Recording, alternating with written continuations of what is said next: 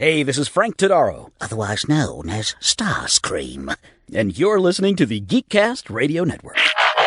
Hey, this is Frank Todaro, and you're listening to the TFG1 podcast. You've just jumped inside the pull bag. Join TFG1 Mike and the rest of the comic crew here at the GCRN as they make their great escape into comics. From DC, Marvel, and Image to IDW, Boom Studios, and Zenescope, we have everything right here. We cover things like Transformers, He-Man, superheroes, TMNT, and Radiant Black.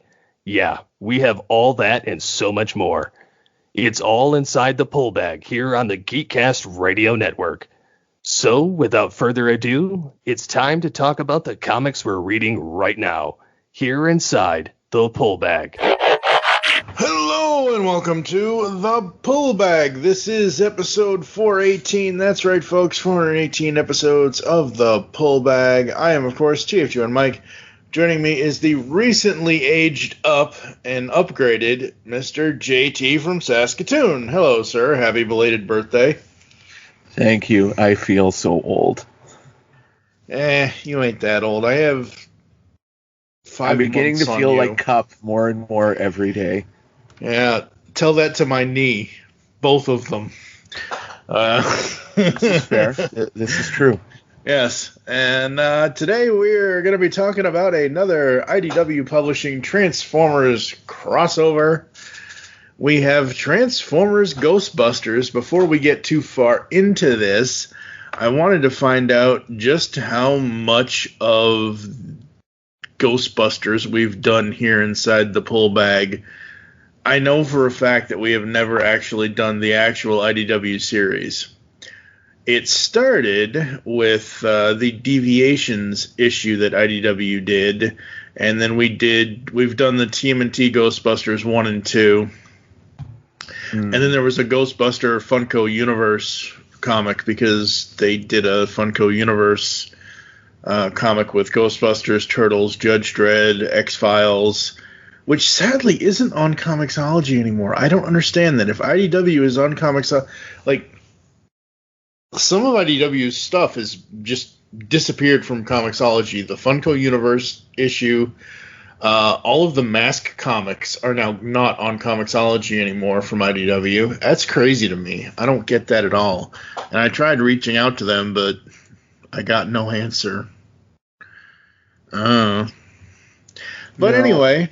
And also there's a lot of other sundry stuff that's not even like Ghostbusters or Transformers related that you can't find anymore.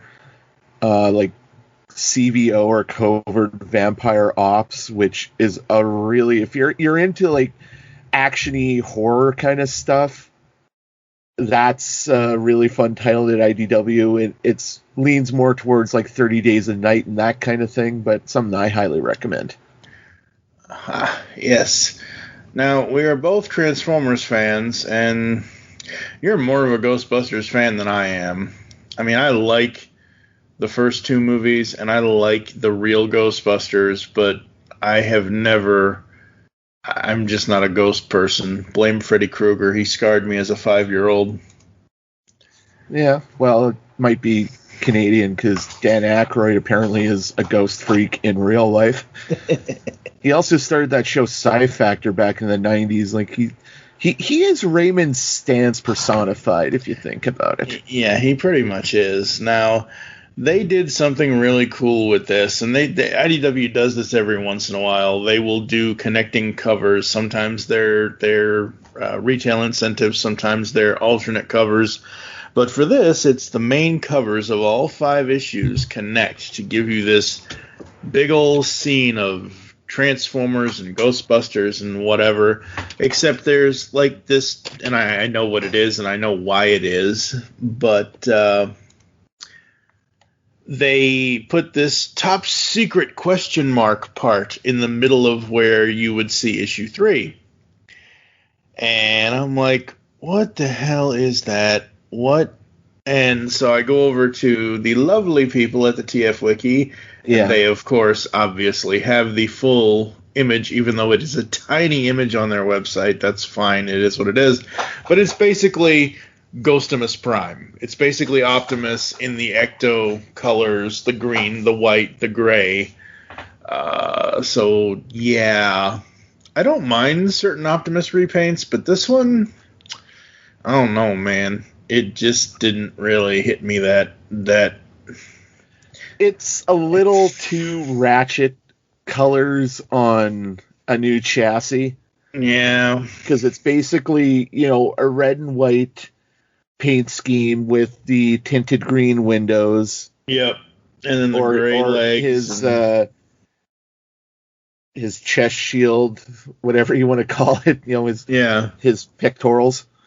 Yes, where he keeps his MacGuffin of leadership.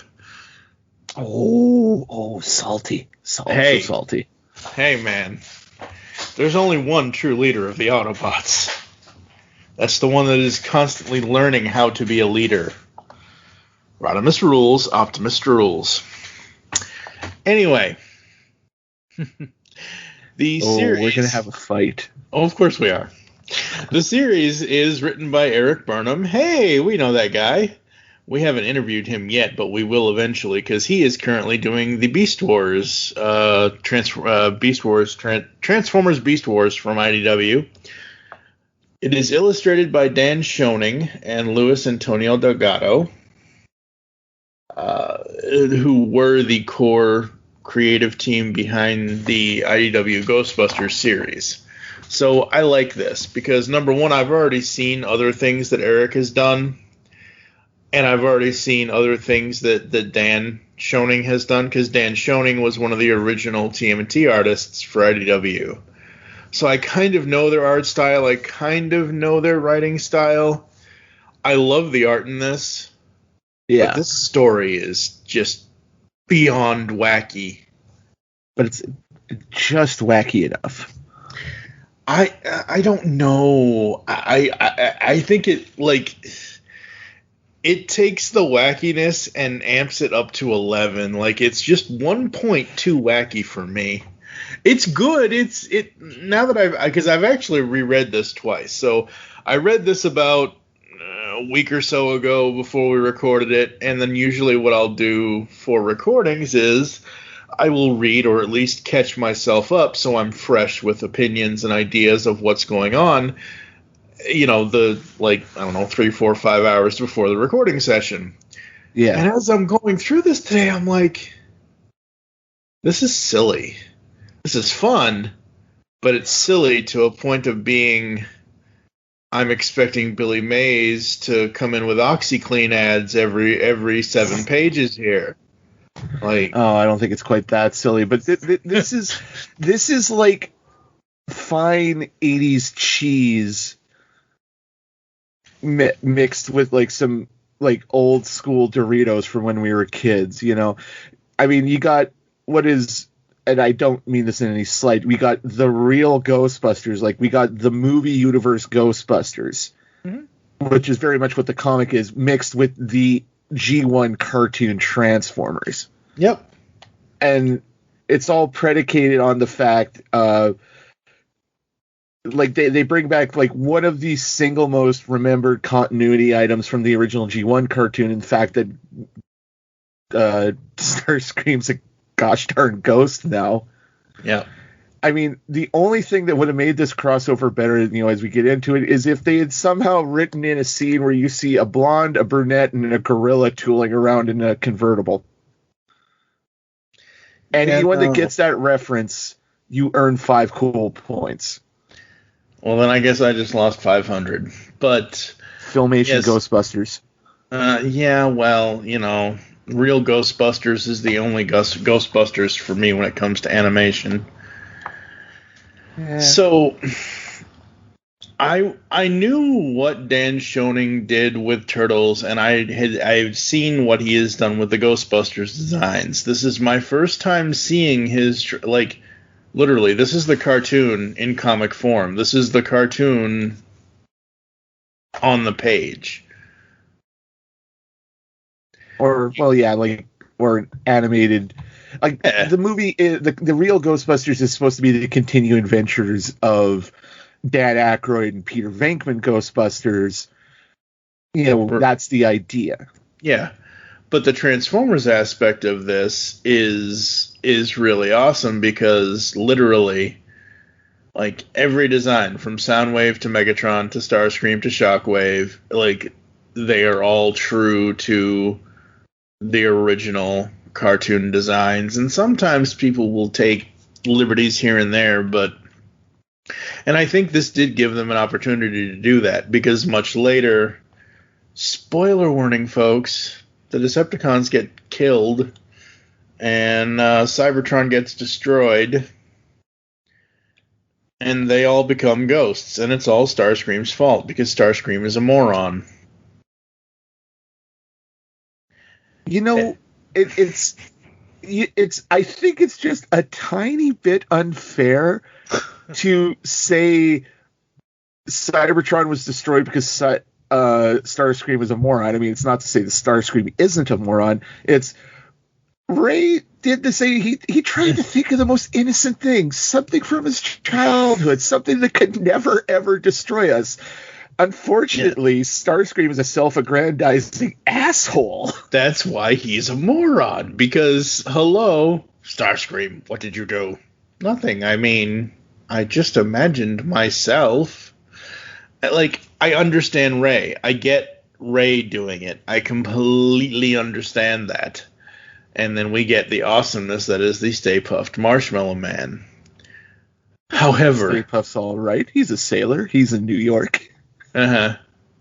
Yeah. The best Stay Puft for me is Funko Pop Burnt Stay Puft. Anyway, so we get this giant Starscream who has the Matrix with Megatron and Optimus heads. Megatron, Optimus, Shockwave, and... Jetfire or Skyfire, depending on which way you lean. No, that's not Jet. That's the villain in this. That's the entity that we just saw. That's her head. No, it different has to head. Be. No, that's Jetfire. She had like that weird metallic version of the hair that Gozer had in 1984 when she looked like the supermodel with the slime all over.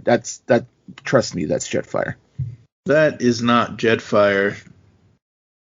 Jetfire never had blue on his head. Animated series. I'm talking about animated series. Okay. Well, agree to disagree because we're going to get so far off track. Well, I'm just saying that ain't Jetfire. Yeah. Anyway, so giant Starscream, Cybertron was destroyed. We go to 1,000 years later, give or take. Oh, well, we forgot to mention, Mike. Now, this is around 4 million years ago. The Autobots have left Cybertron, like in the original animated series. The Decepticons are about to give chase, and that's when Gozer the Gozerian shows up. Mm-hmm. And choose the form of your destructor. And, out comes like this, female, like Cybertronian version of Gozer. We get the lineup of Soundwave, Megatron, Starscream, and Shockwave, like, when the Ghostbusters get up to the roof in 1984. And yeah, Starscream makes the choice. A giant version of, I know it's like, it's the Starscream from the movie with the cape and the shoulder pads and the crown. I can't help but call him Liberace Starscream because that's been locked in my head for over 30 years. That this is a Cybertron version of Liberace, which is not a knock to the man. I'm just saying. Mm-hmm. And yeah, he ends up laying waste to Cybertron, and we go to 1984. Although, if you look, two details I noticed on the Temple of Gozer that shows up on whatever Cybertronian building this is.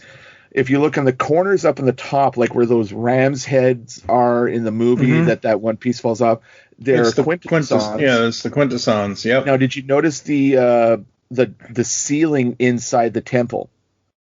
Like that psychedelic thing. Yeah. That's from the opening of Transformers the movie. Oh, yeah. Lion's version of the theme song is playing. It's like, holy shit. Of course. The eye to detail these guys have. I am never not impressed. Oh, absolutely. And yeah, so we get to 1984. The Autobots are still out in space.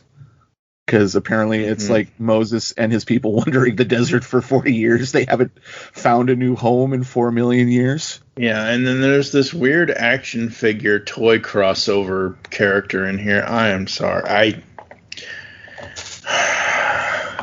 mean, I love that they do the crossover toys. I love what's his nuts? Gigawatt? Yes, I love Gigawatt. I love that the toys exist.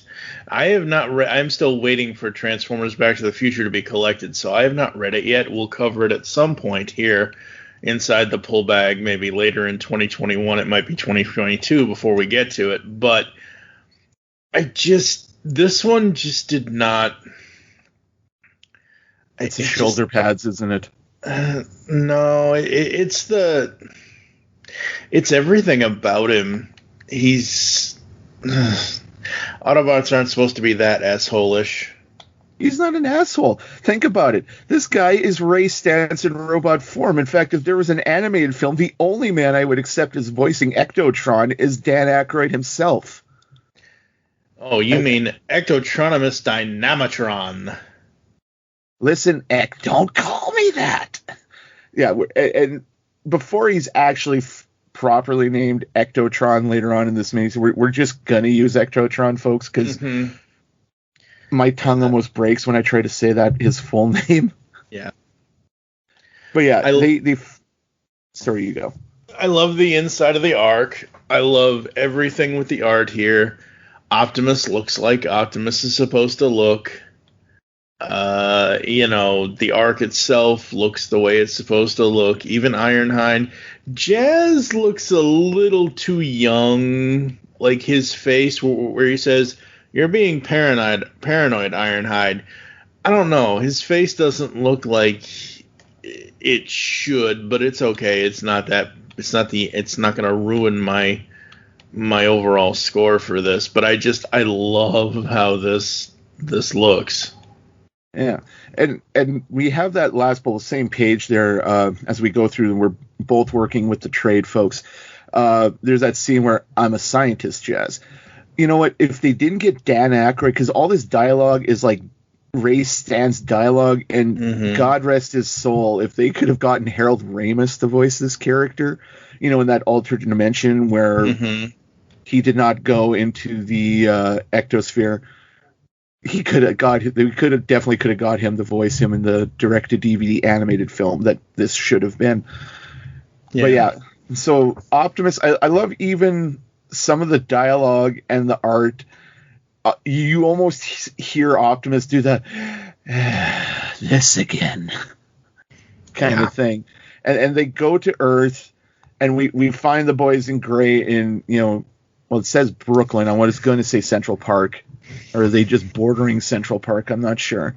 Because Central Park's Manhattan. So yeah, Central Park's Manhattan. They're in Brooklyn. So yeah, there's this giant-ass sinkhole in the middle of the street, and the Ecto-1's getting sucked into the earth like that one car in Tremors. And the Sky Spy satellite shows up, and I was like, it's the thing. Yep. You see it scan the Ecto. Yep. And what did you think of the Electro Ghost that they fought? Like that design. I think it's cool. I mean, because again, you have. I'm trying to see on the actual. Yeah, see, it isn't, for some odd reason. It's not on the actual Ecto. The one in the sinkhole. Well, yeah, but I mean, the front end's pretty well covered up by the time Ecto. Oh, okay. Yeah. Okay. Yeah. But how would he? Okay, so if that's the case, how would he know to put that there then? If he can't, I don't know, if Sky can probably see through the dirt. Okay, I'll give you that. It is a satellite after all. So he transforms. He transforms into his new car mode thing. He gets his Electro Ghost logo, and it's cool. I mean, he's a robot. I mean, what's he gonna do? Go drive to the hardware store, transform, and paint it on himself? That would be a weird position. Yeah, that would be like all kinds of Twister hell. Oh yeah, no, and it's not to say we haven't mentioned much about the Ghostbusters busting this weird electro squid ghost in the comic. It's just the dialogue in here, like that's how Ernie Hudson would say something, Bill Murray and Dan Aykroyd and Harold Ramis, and I just thought like that perhaps before continuing that thought, Ray, you could bind this entity. It's like, I looked right in the trap, Ray, like just, dear Lord, like it's just, and I know we're both huge Transformer and Ghostbuster fans, folks, but this really does read like I hear, like never before have I read a Transformers or a Ghostbusters comic where I've so clearly heard Peter Cullen or Dan Aykroyd's voices as I've read the issue. I also love Schoning's attention to detail, where you see Ray throughout the trap and you see him step on the pad, and it's not like the foot pad, rubber foot paddy thing that they have in like the animated series. It's, you got like the flash bulb, and you see like that the gold like braided computer cord underneath the foot pedal, like it looks just like the movies. Oh, absolutely. That's the whole point here, is that because later we'll see at some point on one of the, like when we get to the firehouse, Janine will have an invoice that actually has the Ghostbusters 2 logo on it. So, I mean, they are specifically going after the Ghostbusters films. Yeah. Well, I mean, films meaning 2, because there are only 2 Ghostbusters films. Potentially 3, but we'll see what happens when Afterlife comes out.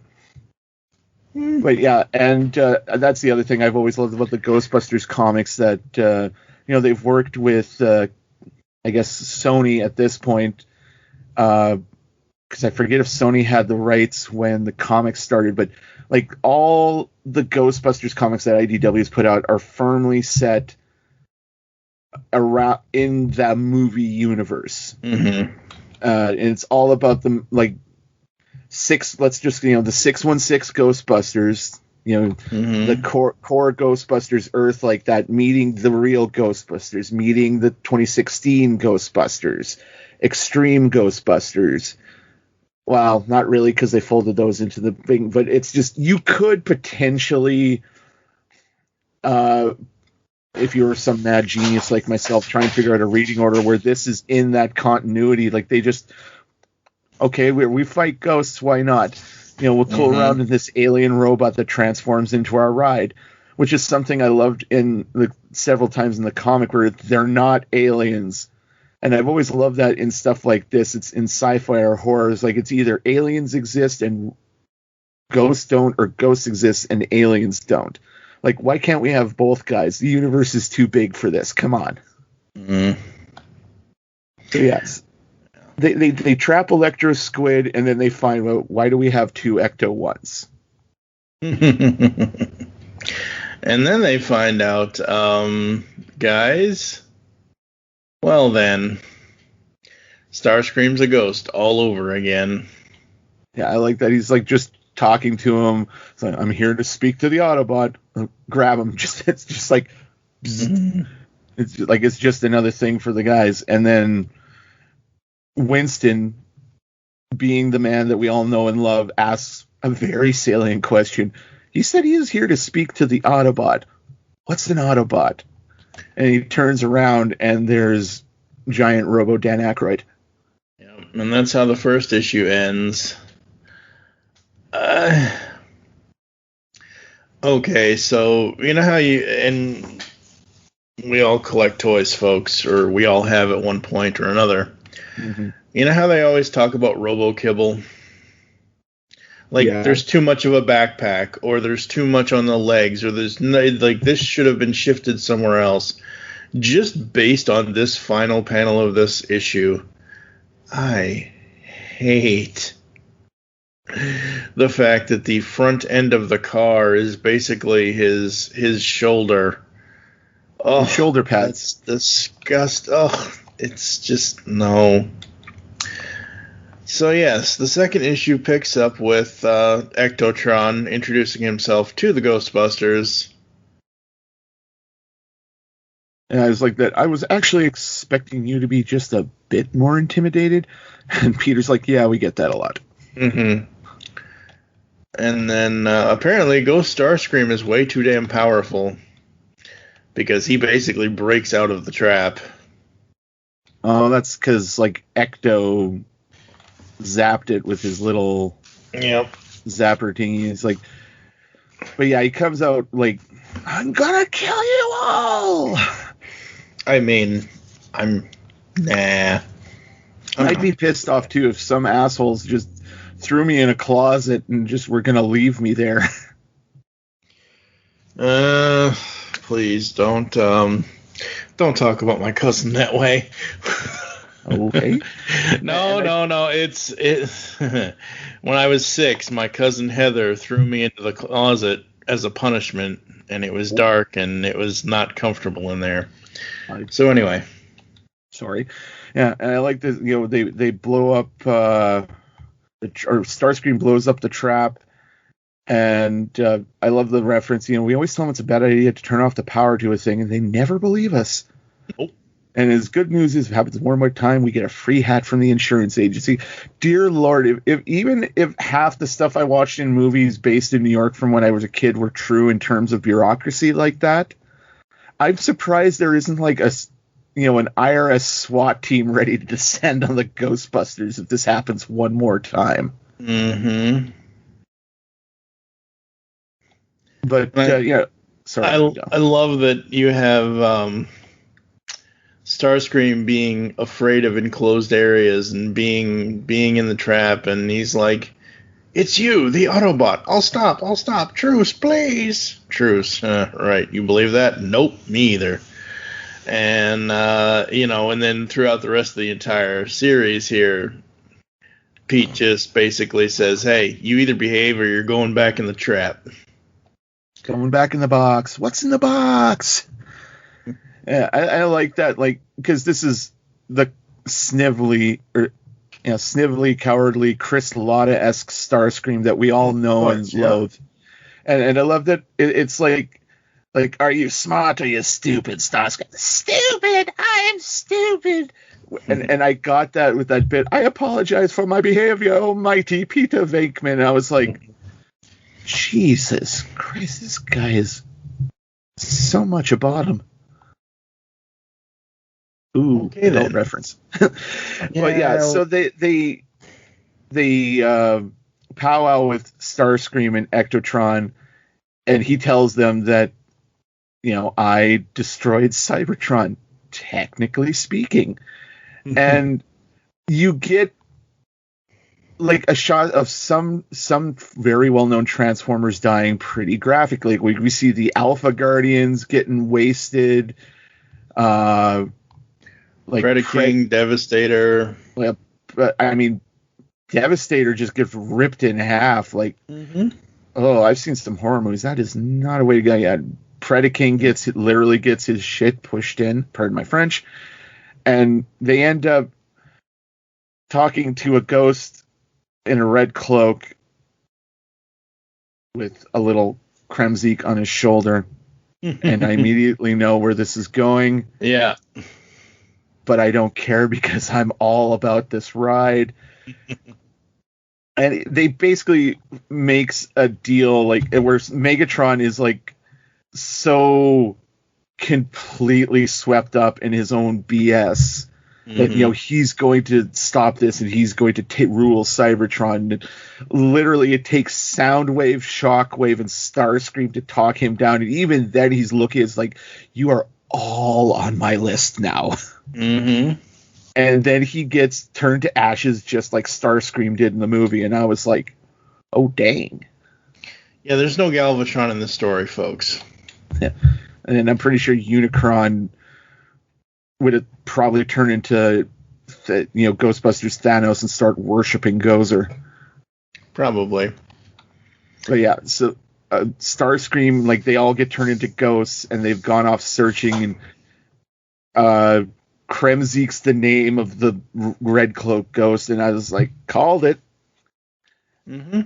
And well, it's not just one Kremzik, it's a bunch of Kremziks, because we get a bunch of Kremziks throughout the entire thing. Yeah.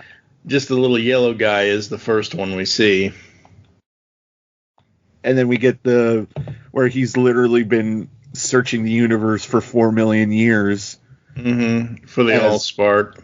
Yeah, the Allspark, and finding a proper body, and he hates living like this, and then Kremzeek shows up, which is, I'm not saying it's bad, and the Kremzeek episode of the G1 cartoon is one of my favorites because it's just delightfully insane. But yeah, this little energy, like, he's like not a Cybertronian energy ghost, but it's like if a hamster was made of electricity, basically. Mm-hmm. And I just love that, again, the dialogue here is like, oh, he's just a little being. And it did just say the name of the thing. Starscream said destroyed his body. Fine, if you're going to freak out about it.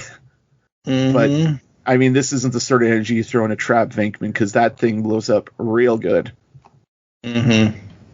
Yeah, that's 2 traps that they've blown up today. I know, and the smile on Egon's face, dear Lord, we miss you, Harold Ramis. Mm-hmm. Yep. And this one ends with, Ectotron saying, he's going to call Optimus, and whoops, I don't have a backup radio. I just destroyed this one. And he's like, I bet Optimus is going to want to come down here and check this out. And Starscream's like, you fools. Suckers. Mm-hmm. Yeah, and like I said, the art and everything. And as we go through every chapter basically starts with the cover from the comic folks that Mike spoke of earlier, that awesome jam piece. Mm-hmm. If there is one complaint I have about this series, and granted, thankfully they kept the story simple, right? But if we had actually got, if we ever get a Ghostbusters Transformers sequel, I want the story to be told, or we already know the story, having seen the covers of this comic, where it's an all-out war between the Ghostbusters and the Autobots versus the Decepticons. Mm-hmm. Out in front of the firehouse, because I'm sorry, I want that so bad. And I didn't even I had read the previews for comics for ages when this first was announced, and I was like, oh my god, this is the thing that I always wanted that I didn't know that I wanted. It's the only other better 80s crossover comic that has come out is He-Man Thundercats. And if I was the sort to start petitions on the internet for things that will probably never happen, I would start a petition to have DC and Sony team up and do an animated crossover film for that. I'm just saying. So we get into issue 3 here, and we're at the firehouse, and Ectotron meets Janine, and she's the one that gives him his name, essentially. You got to be kidding me with that name. I'm not calling you that. Yeah, references Robo-Buster. Mm-hmm. Which, again, that's more of an animated series reference, but I caught that. And I love how she's having absolutely none of Ecto's shit. Yeah. He's like, I would never damage anything. He's like, support beam. Mm-hmm. Of course. And she's like, Ectotron. And then for the rest of the thing, she's just, anytime you want to fix that. Yep.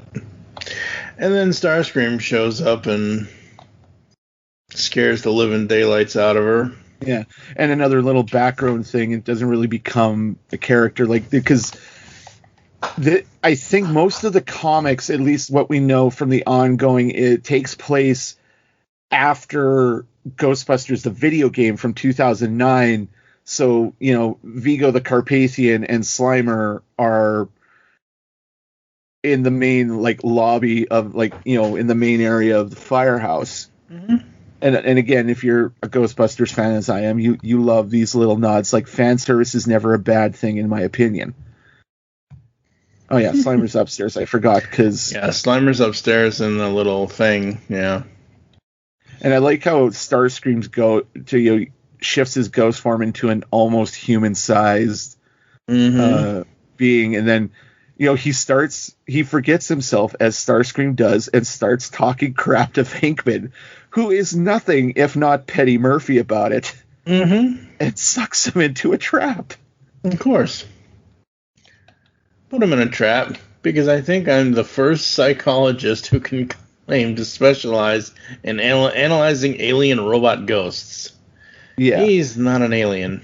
Thank you, Egon, but he does give off a sneaky vibe. I figure we'll all be happier if he's just kept on ice until E.T. can phone home. Yeah, and then they finally fix the radio, and Ectotron calls the Ark, and who answers but everyone's favorite metal-munching dinosaur, Grimlock. I'm sorry, Grimlock, outside of Optimus Prime and Megatron, is my number one favorite Transformer. I liked him when he had his new brain. Yeah.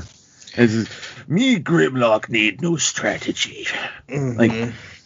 Like, that's one of the things I liked about Gary Payton's Grimlock in 2015 RID was, he spoke in complete sentences. He didn't kind of speak in the first person the way 80s Grimlock did, but he's just as dumb and lovable as...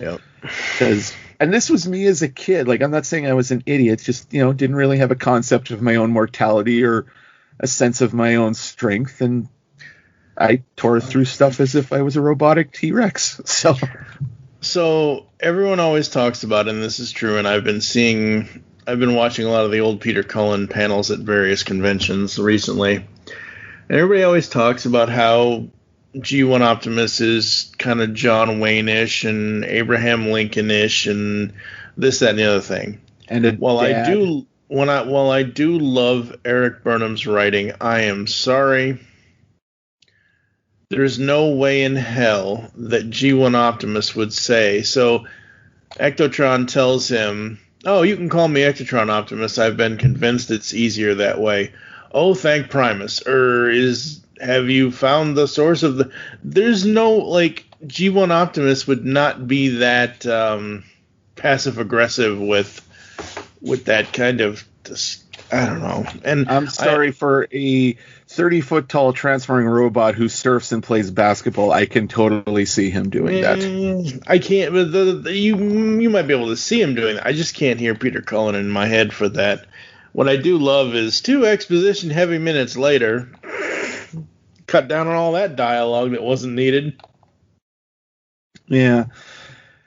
So they end up, the Ghostbusters and Ecto have to take off to deal with a call. Yep. Hit the siren. We like that siren. Also, when you see the comic book version, and it is noticeable in the toy, is Ectotron kind of has a shell former kind of quality to him. Mm-hmm. And I kind of appreciate that, because in certain toys, sometimes the design that's a necessary evil. It's like when you're talking about Kibble before, and it was on that cover where you see Astro Train, and that's one of the things I hated about the original Astro Train toy, is how the rocket boosters just kind of hang them on the back like that, and they don't turn into shoulder pads or something. See that, the original G1 Astro Train, I didn't mind that because I felt it was a natural progression of the transformation, but I don't know. And Ectotron, like I said earlier, I love the fact that they do these crossovers. I think it's great for the toys. The comic, I'm kind of coming around to it. It's not as... I didn't think this was going to be bad, but I didn't think it was going to be Eisner Award-winning good either. Mm-hmm. But it's one of those things where I just can't get that invested in Ectotron. Whether it's the toy or the comic, I just can't. And that's fair. And this is really just speaking as guys who grew up in the 80s, and when I say OG fans, not to make us any better than current fans of Transformers or Ghostbusters, folks. I'm not trying to gatekeep here. Just specifically speaking between you and Mike, you're either like Mike who can't get with it, or me who's all about it. And that neither of those are good or bad things. It's just, you either love the concept and you're like, oh boy, I can't wait to see what's next, or Yeah, and I think for me, it's more the robot mode than anything else. At least in the comic, like I can get behind the alt mode because the alt mode is essentially just an Autobot driving an Ecto-1. Almost 30. What are we at? 35. Oh Jesus, it is 35 years now.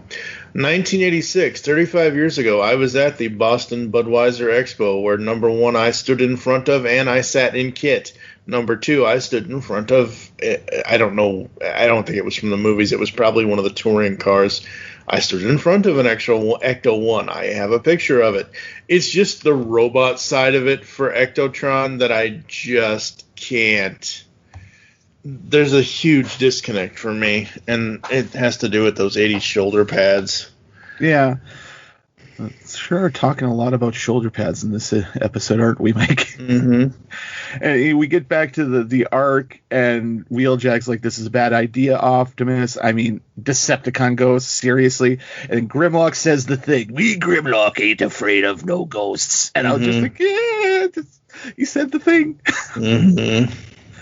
And I don't remember off the top of my head, like, maybe it's the art and maybe it's just the dialogue. Like, do you remember who the voice actor for Wheeljack?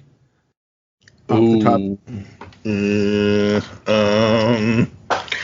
I don't mean to put you on the spot like that. Yeah, no, I honestly don't remember. You think I would, but Wheeljack was one of those voices that had he had a not a vocoder, but well, he didn't have a mouth. He just had like those headlights, the fins that would blink when he talked. Yeah. But I hear, like I said, like so much of the stuff you hear Wheeljack's voice as he's nattering on and on. I already got it. Okay. Oh, of course. I should have recognized it. Duh. It's Starscream. Lotta did it. Oh. Yeah. I actually did not know that. Yep. But yeah, so Optimus is coming down to Earth. Yeah. And the Ecto and the Ghost are he's a Ghostbuster at this point. Like, it's the Ghostbusters. And they go to this warehouse where they're tracking Kremzeek. And Optimus shows up, and you look in the panel in the back, you see that yellow cab that Optimus obviously scanned. And then you see Motomaster in the back, and you see, I forget the name, but it's that big rig. Oh, yeah. Venom, the big rig equivalent of Rhino. Yep. In the back there, which is awesome. And then you see, like, Wheeljack and, well, actually, that's not Wheeljack. You see Motomaster, and then over by that mall or whatever, you see the other Stunticons. Yeah, you see Dragstrip and Wild Rider and Dead End and Breakdown. Breakdown is the white one that you see there. The semi next to, okay, so Motormaster's to the left of the yellow thing, I should say to the right, not to the left, to the right, and then right next to it, that first semi. They could have really done something cool there that would have set up something a little more up my alley for later. They could have made that the flag semi, and we could have gotten a Transformers Knight Rider crossover. Ooh. But they didn't do that, so. Well, I mean, there's that dark one in the middle. That could have been we just can't see the flag logo. Yeah, that's true. Maybe. But yeah, so Optimus, and I love between the movies and the cartoons, the alley between the firehouse and the building next door, it's either just wide enough for a garbage truck to get down, or it's big enough to have like an almost entire other work area for the Ghostbusters. And mostly I noticed that in like Extreme Ghostbusters, but Optimus backs his ass up in there and decides to put himself in like a rest cycle, and then these two punkers show up. And I love how they're not mean or anything. Like, they're graffiti artists, which is cool. I mean, there's vandalism and there's graffiti. And I just love wow, that is a beautiful piece of unsullied real estate. That is like fate. Let's make some art. Yeah. And then when when Optimus wakes up later, he's not looking so good. Well, I know, but you can almost see if you could watch the voice the voice recording for Peter Cullen. Just, I love when you see behind the scenes of him acting, how a lot of them, they act this way, so you could see like the not what I expected. Yep. Yeah, if there was anything I could do right now, if I had a DeLorean to go back to 1983 or whenever the actual production of the voice recordings was done, I would love to be a fly on the wall in a Wally Burr recording session. Oh, God, yes. So we get to this warehouse. The Ghostbusters basically find the ghost, trap the ghost, all that. And it's this weird energy-eating entity. And I'm like, oh, that's going to come back later because they're going to use that to defeat the other. Like, as soon as I saw that thing, and I'm like, oh, they're saving that for later. Yeah. And, they get back, and Ecto's going to call Optimus, is like, where are you at? And then he walks in, and I like the 1984, the I Love NYC, the Ghostbusters logo over the Autobot logo. Yeah. And I hate the fact that, damn you, Ectotron, for ruining such a perfect Peter Venkman pun when he says, when in Rome, I hope this doesn't make you a pessimist prize. Who's going to see the thing, Ecto? Mm-hmm. Yeah, I like the I Love NYC. I love the fact that Dan Schoening apparently was also able to put his own initials on Optimus, because the DS is obviously Dan Schoening. The 555-1383, I'm wondering if that's a real... I know most things that... Hey, folks, look here. There was a thing recently that was unearthed that it was 1-800-555 whatever. Instead of being what it was supposed to be, it was actually a sex line. This happened a couple years ago, I think. But I'm curious what the significance is of the 555-1383. Apparently it is the phone number for Meredith's apartment from the Grundle episode of Real Ghostbusters.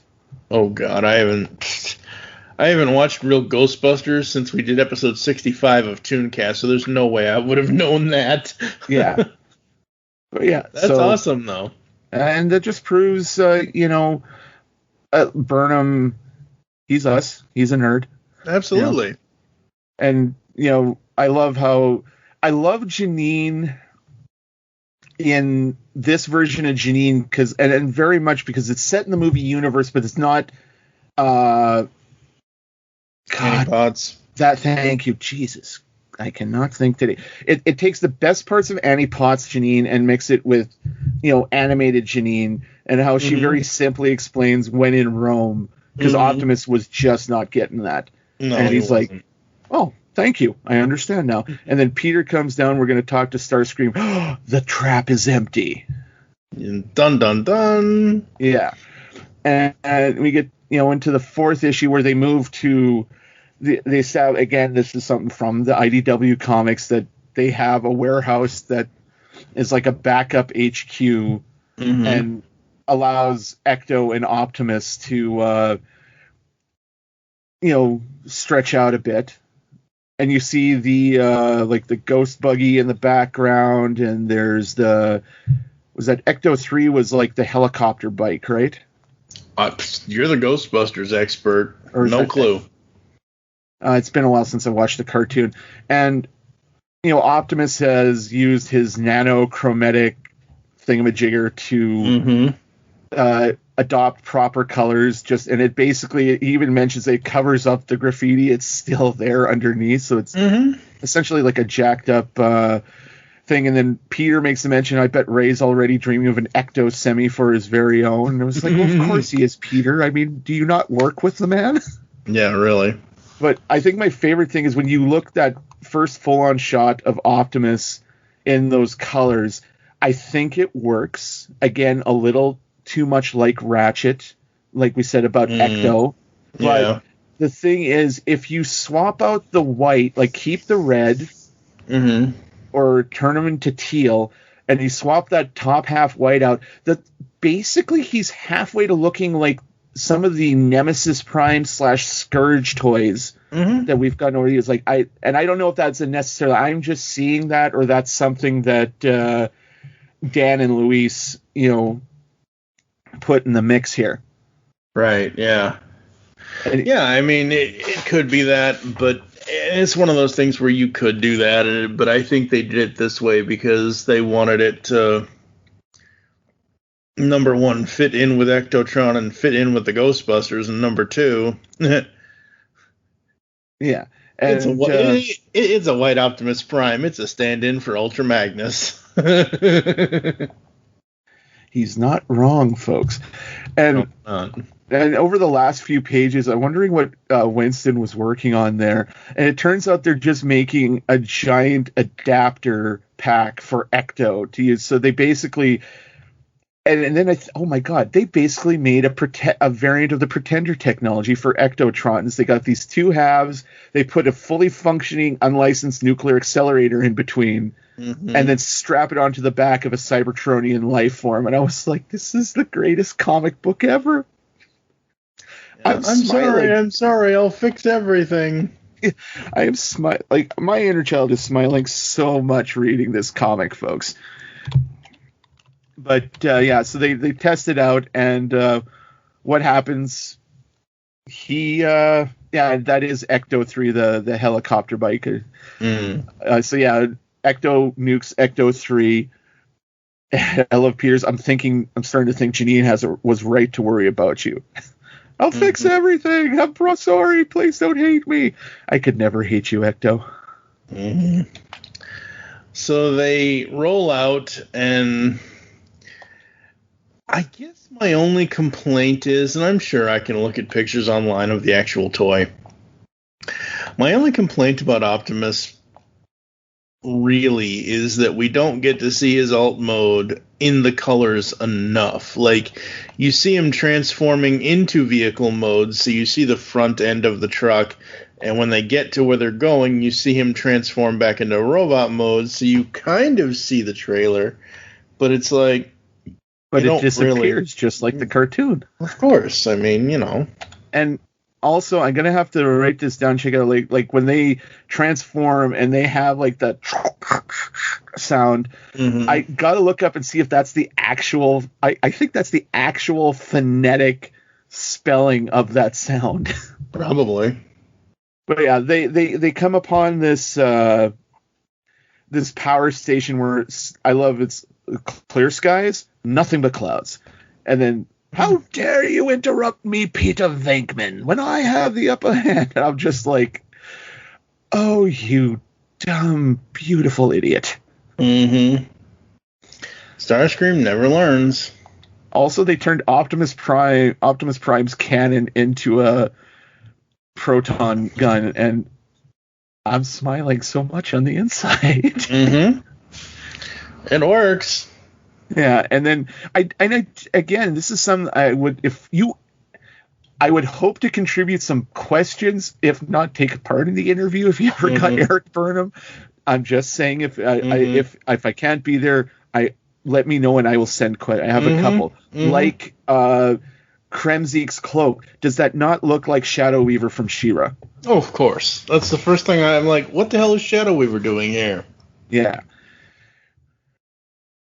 And then he opened Kremzeek, because I'm identifying him as a him, but it's probably a non. It's an entity. I'm just using a male pronoun.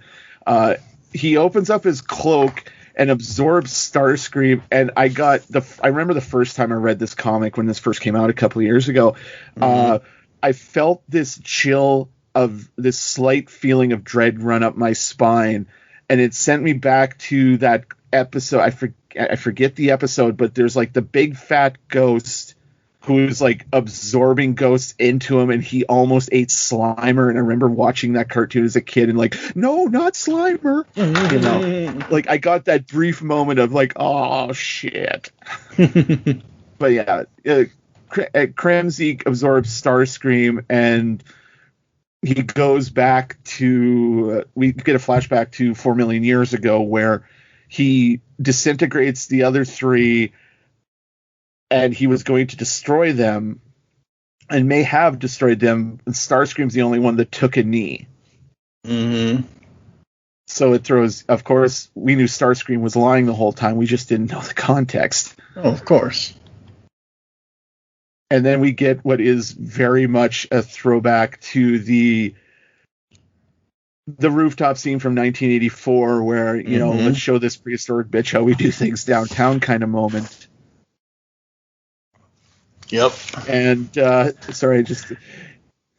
love Peter Egon, because Egon's like, fire! And Egon, this is on you. You broke the whole mystique of us being so awesome that we could finish each other's sentences. Thanks for that. And I love the fact that Kremzik's design, like once we see a Kremzik the Scavenger as he identifies himself, he definitely looks like an energy ghost, but he doesn't get the kind of disproportionate designs that a lot of Ghostbusters ghosts have. That design where, oh, sure, they have a basic arms, legs, head kind of thing, but something's like gangly and like way over exaggerated like that. Yeah. Like he looks like a supervillain, and I kind of really enjoyed that we get a proper villain, visually speaking, for the Transformers and the Ghostbusters to fight. Yeah, it makes much more sense. And then you get the Ghostbusters and Ecto, like they bring in the mood slime, which I love that line. It's like, you left it in my vehicle form, right? Along with these empty traps, a canister of slime, and enough food crumbs to compose another meal. You four are disgusting. Mm-hmm.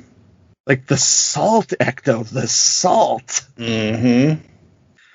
And what did you think of how they ultimately defeated Kremzik here? Like I said, predictable, but I'm glad they did it this way, because it was the only way they could have done it. Because as soon as I saw that thing earlier, I'm like, they're just going to let that thing sit in the trap, let it energize itself, and then let it feed on Kremzik. Yeah. And then, of course, I love the thing, I don't care how it worked, I'm just glad that it did. That explosion did more than you know, insect. In fact, it did the only thing that mattered. And Ecto's like, oh, shit. Mm-hmm. And again, like, the dialogue, like, I hear Frank Welker. If you don't hear Frank Welker, I'll accept David Kaye as a substitute. That is a fine alternate. Maybe Hugo Weaving if you're drunk. Yeah. And this penultimate issue ends with, but what I am not, as an old friend once said, is afraid of a ghost. Yeah, just and proton axe, just like it's just hitting all the nostalgia buttons in the best way. And we get the cover and the trade as we go into the last issue is Grimlock munching on, I think that's Thundercracker. Yep. And because the color is off, so I mean it could just be one of the. No, it's Thundercracker. Yeah, the color isn't off. It's Thundercracker. Yeah, and we get into the Optimus versus Ghost Megatron fight, and we get, for like the second time in this series, the other three like teaming up on Megatron to make him agreeable. Like, if they can help us get new bodies, I wish I could do a Corey Burton voice for Shockwave.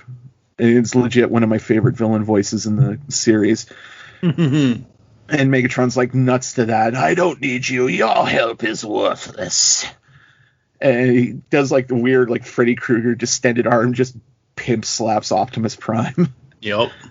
And get to where the guys are like, maybe we go with Megatron on this. So the other guys start attacking the Ghostbusters, and we get spectral versions of the cassettes, which I thought was awesome.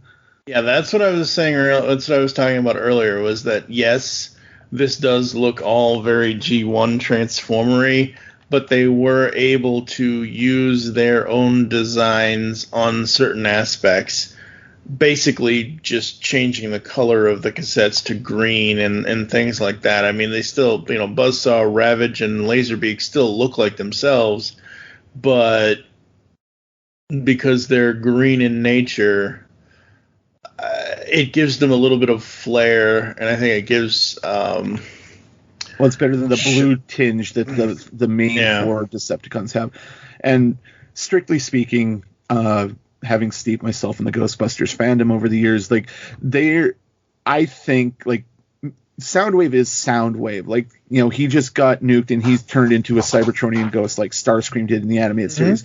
I don't think these are actually the cassettes themselves.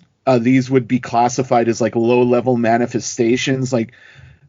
One of his spectral powers might just be forming these creatures from his own ectoplasmic energy or something. Or it could just be them and they're, like you said, doing colors. I still think it's cool because again, if the cassettes are inside of him, like they usually are, then if he died, they died. Yeah, no, I got you. If you and I are standing next to if I'm standing on a landmine, heaven forbid, not that I would ever come into contact with one, and you're next to me, and I step off of it, or you push me, or something causes me to not be on that landmine anymore and it explodes, either we're both going to die, or I'm going to die and you're going to get your arm blowed off or something kind of thing. So it's like cause and effect. That's just the way I see it. Would it be cool if it was the ectoplasmic buildup and things like that? Yeah, sure, but I don't know. Yeah, and then we get a reference to if there was a trinity of 80s cartoon properties that we loved, it'd be Transformers, Ghostbusters, and G.I. Joe, because Winston says, there are just too many lasers flying around, man. Makes me feel like I'm in one of those G.I. Joe cartoons. Mm-hmm. And, Soundwave gets trapped. Shockwave gets trapped, I think. Yep. And then Starscream breaks free, and he's like, I can take my revenge. Wait, I can be smart about this. I can run away. I can be a coward and live to fight another day. Yeah. And we'll be back. Peace, bitches. And, Venkman, 2 out of 3 ain't bad. It's funny. After reading this, because this is my... Okay, yes, I said earlier, this is my second time, and it is, when I read it earlier today. But when I read it the first time a couple weeks ago, when I got to the end of issue 4, when they got rid of Kremzik, I'm like, okay, what's left? What's next? And then I'm realizing, oh, right, we have to do something with the Decepticon ghosts. And then that's what this whole final issue is a battle for...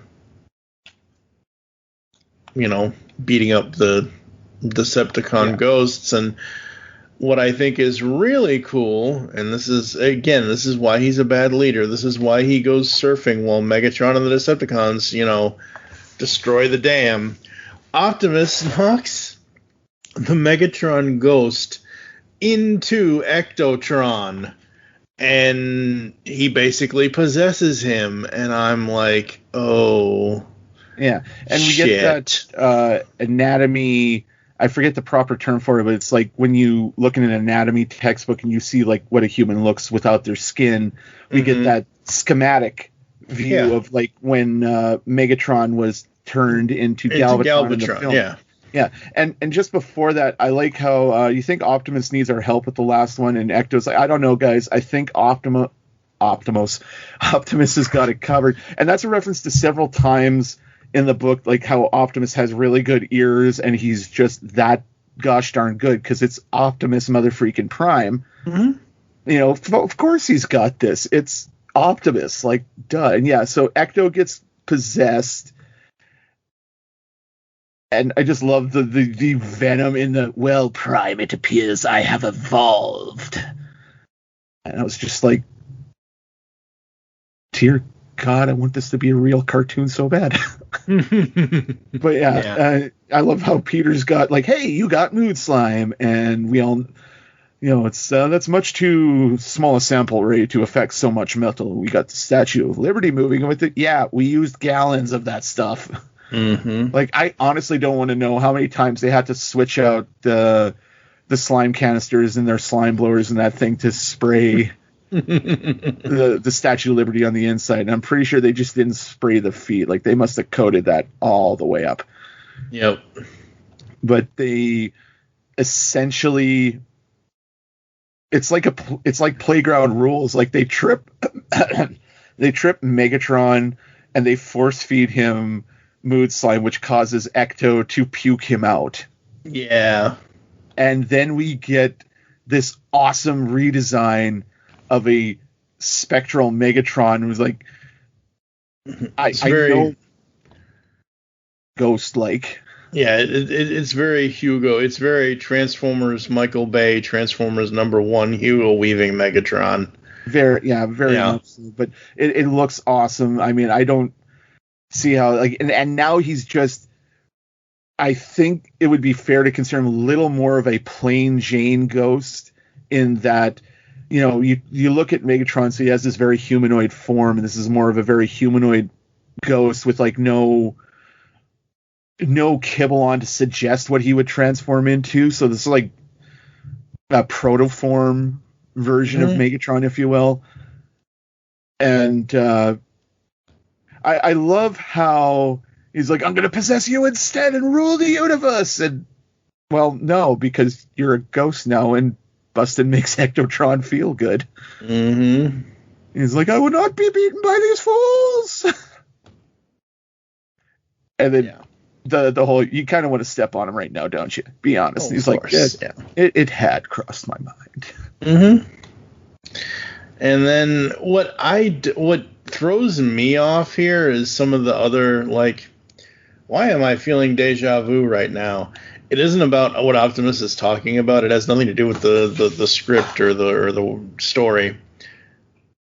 Completely blue sky, complete sunlight. It just throws me off with the colors that the bots are, and I'm like, that just doesn't. I'm not saying it's bad art. I'm just saying it's like, hey, it's a fully, bright sunshiny day in Brooklyn. That's strange. And again, I do think that's odd. I do wonder, and again, one of many questions I would like to ask Eric Burnham, is this a nod to, like, once Gozer shows up in the movie and how you see the clouds spreading out from Spook Central. Mm-hmm. It might be a reference to that. And, we know that ghosts exist now and aliens exist. Egon, let it go. And Optimus gives Ecto permission to stay on Earth for a while and then, go out to search the universe. Mm-hmm. And I love how he just the Ectotron name tag on. Yep. Now he doesn't look so derpy to me, now that he actually has the name tag on. I'm like, what is that spot supposed to be there for? I'm like, oh, right, they're going to put the name tag. Again, it's not that this is in preparation for this recording, I have not read this series before. I've had the trade for months or however the hell long ago it came out, a couple of years, I don't remember. But it's like, I'm seeing certain things and certain aspects of this where I'm like, I know where that's going. I know what that's going to be. Can we just get there? Yeah. And we got there fairly fast. I mean, this isn't, this isn't Shakespearean here, but the ending kind of is, because the end, period, giant Decepticon logo and with the glint in Starscream's eye. I love that. I think that's so cool. Yeah, and I mean, I think that's a nod to, like, old horror movies in 50s B sci-fi movies, where it's the end question mark. Like, if you've ever seen the original Steve McQueen, The Blob, It ends with them dropping it in the Arctic, and at the end, and it shifts in question mark.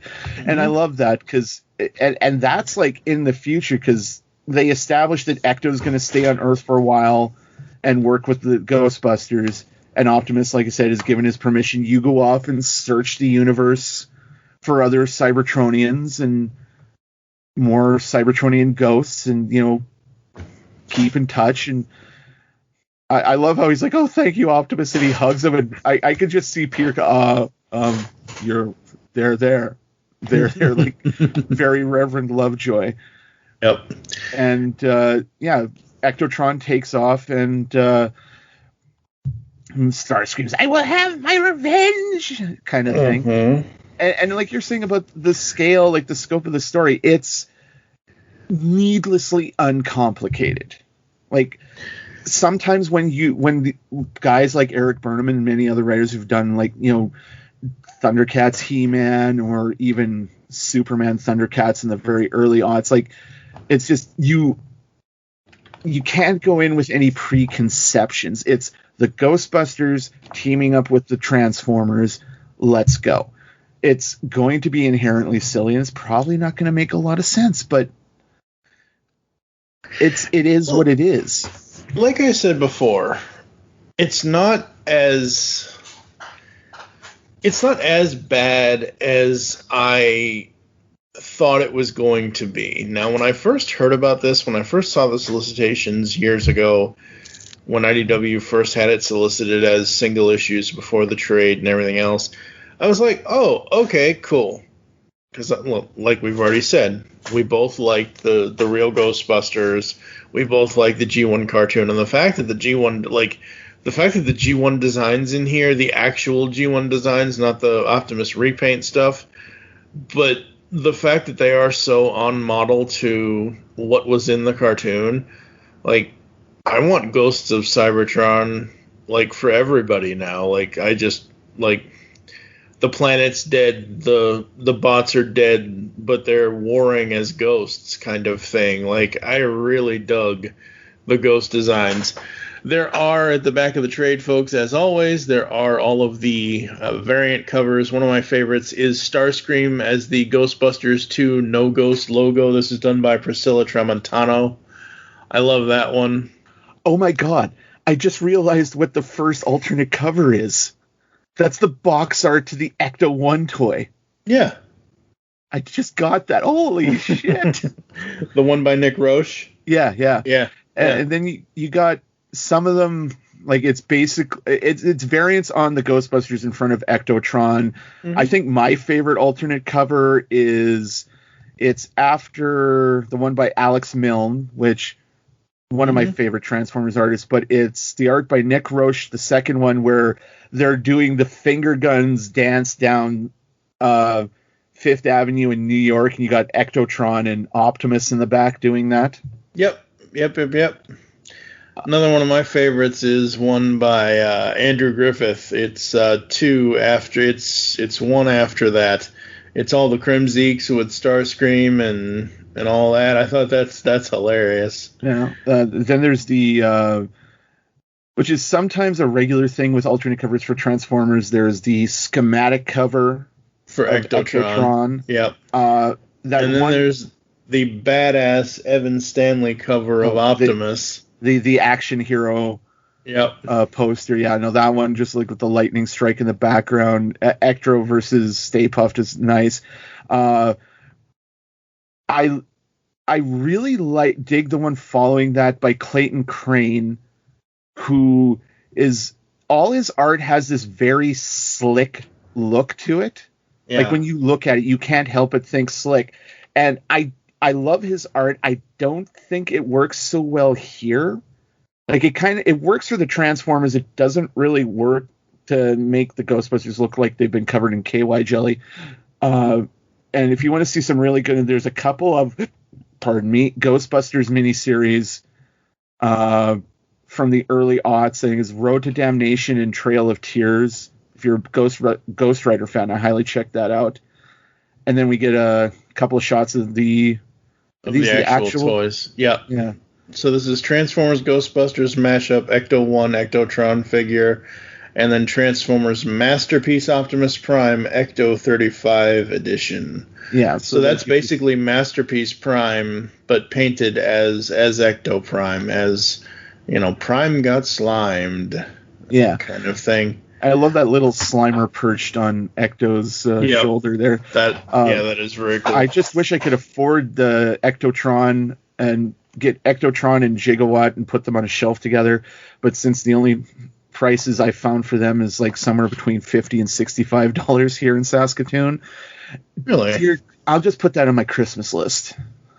Wasn't Ectotron a Walmart exclusive?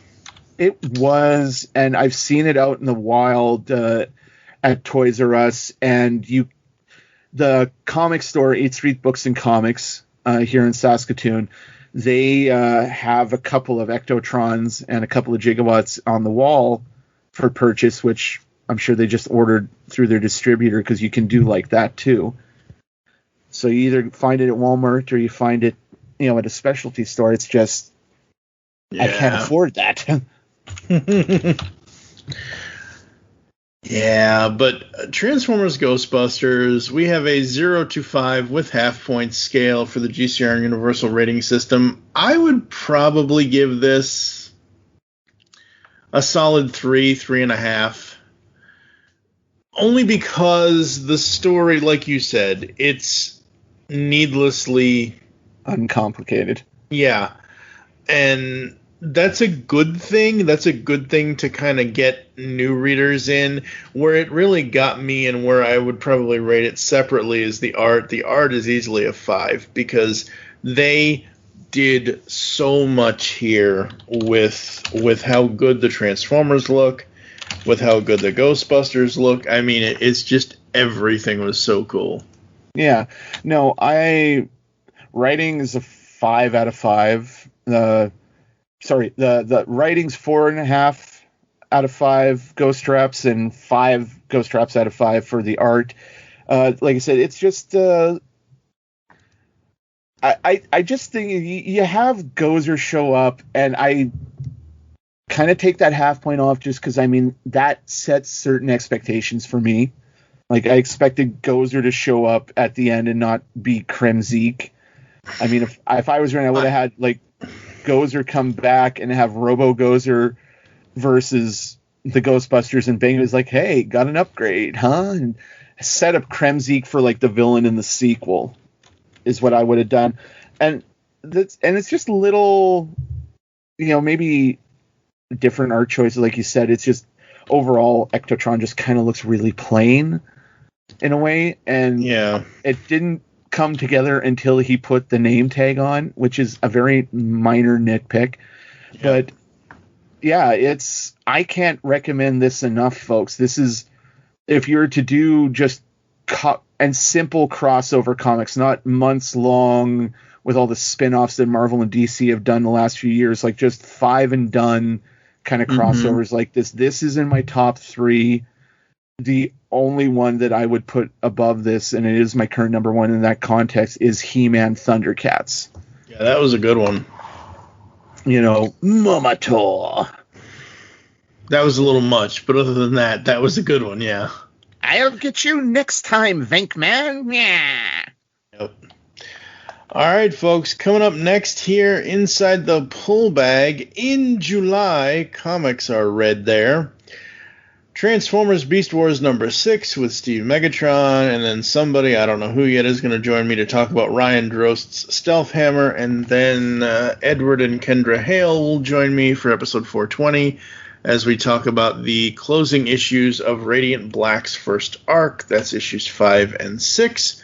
So that's what's coming up here inside the pull bag, and then all of August, which is already done, and I just have to still edit it at this point of recording, but we have TMNT month for August. We've got Bebop and Rocksteady Hit the Road, City at War Parts 1 and 2, Shredder in Hell, and we did a separate special episode for TMNT 100 from IDW. So it's all TMNT month in August, and then in September, for at least 3 episodes, JT will be back as we get through Scooby-Doo Team Up, volumes 3 through 8. So that's what's coming up here inside the pull bag. What do you got going on with whatever you're doing? Well, still doing every week, more or less, with Ben the Host Carver and Red Ink on Comic Connoisseurs, talking sundry different topics in and around comic books. And I'm also still doing, we've bit of a long pause. I mean, granted, it's once a month with Mike the Birdman Dodd with the Sunday Funnies on Twig, although last couple episodes have been me and Alex, the producer, because as some of you may or may not know, Birdman has been ill the last long while, and he's getting better, but he's not quite 100%.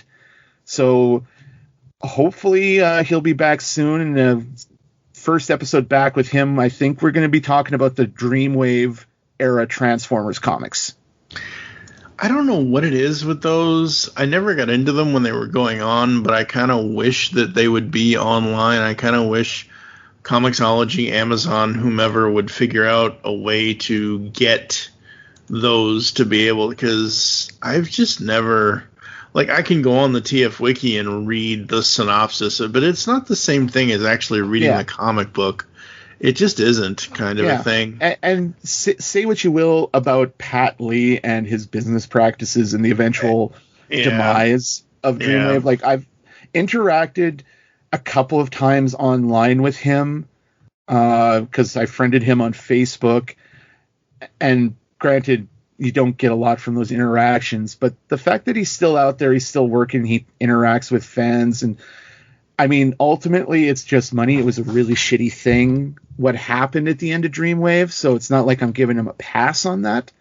But, you know, that's the thing. Like, for me, I don't even know what the hell happened. I don't care what happened. Like, see, for me, it's like I separate Cliff Huxtable from the monster that is Bill Cosby. And that character was there yet myself. Huh? I haven't been able to separate the art from the artist in that respect. You know, it is what it is. But yeah, so no, and basically, very basically, is he owed a lot of the creators and the writers and the artists and everyone that worked for Dreamwave money. Okay. And then when the company collapsed, like, nobody got paid. So I don't know if he's made reparations in the 15 years since. So we'll see what happens. But yeah, we're, like I said, when Birdman comes back, we'll be talking about Dreamwave Transformers, and there's a lot of cool. It's one of those things. It's like watching the Dreamwave Transformers comics is like watching Firefly. You get to the end and you can't wait to see what's going to happen next, and then you realize it's never going to happen. Yep. So there we go. Absolutely. Is that really what the whole story is called? Sorry, I'm looking up Transformers Terminator because I'm trying to plan the next crossover thing we're going to cover. All right, that's going to do it for us here inside the pull bag. Where can people find you online, sir? Well, you can find me online, like I said, with the Comic Connoisseurs podcast and Twig's Sunday Funnies podcast. You can also find me on most of the social medias at JT from Saskatoon. Awesome. I'm at TFG and Mike. You'll hear all the other social stuff and everything else in the outro. Coming up next inside the pull bag, as I said a second ago, we have got Transformers Beast Wars number 6. This is the finale to the first arc by Eric Burnham with art by Josh Burcham. So that's coming up next here in July on the pull bag from the Geekcast Radio Network. Make your great escape into comics, and we will catch you next time. Hey, that was fun! You've just heard the latest episode of The Pull Bag, the GCRN's first comic review and discussion podcast. There are several ways to get in touch with us and leave feedback for the show. You can visit the website, geekcastradio.com, where you can comment on the episode and all of our different podcasts. You can rate and leave a review for the show on iTunes. Be sure to leave us feedback. Become a fan of us on Facebook, facebook.com/thepullbag. Send us an email, feedback at geekcastradio.com. Follow us on Twitter at thepullbag and at geekcastradio. So until next time, make your great escape into comics and unleash the geek in you.